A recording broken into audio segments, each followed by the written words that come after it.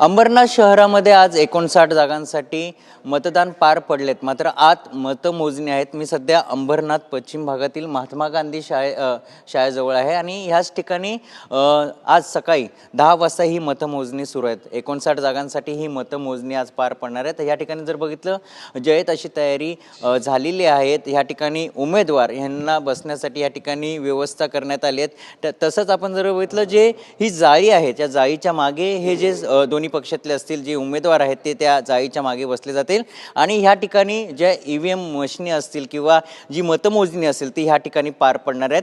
आपण जर बघितलं शिंदेंच्या शिवसेना आणि भाजप असा सामना पाहायला मिळत आहे. कारण की शिंदेंच्या शिवसेनेकडून नगराध्यक्ष पदासाठी मनीषा वाळेकर तर भाजपकडून तेजश्री करुंजुळे पाटील ह्या उभ्या आहेत. त्यामुळे आता मतदार राजा कुणाला कौल देतोय ते पाहणं तितकंच महत्त्वाचं असणार आहे. मात्र ह्या ठिकाणी जर बघितलं जयत अशी तयारी झालेली आहेत आणि सकाळी 10 वाजता बरोबर ह्या ठिकाणी मतमोजणीला सुरुवात होणार आहे. सर्वात आधी टपाल मतमोजणी होणार आहे, त्यानंतर EVM ही मतमोजणी ह्या ठिकाणी पार पडणार आहेत. दोन्ही सर्वपक्षीय जे उमेदवार आहेत ज्या उमेदवार उभे आहेत ते ह्या ठिकाणी असतील आणि त्यांच्यासमोर जी मतमोजणी आहेत ती ह्या ठिकाणी केली जाणार आहेत.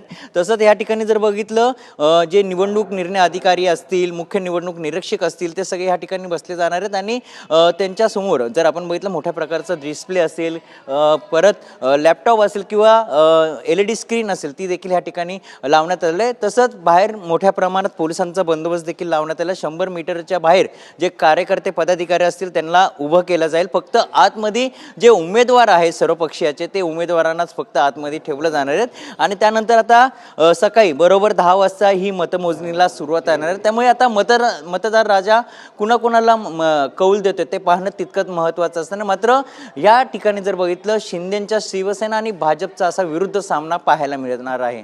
कॅमेरा गणेश राटेसह मयुराज जाधव TV9 मराठी अंबरनाथ.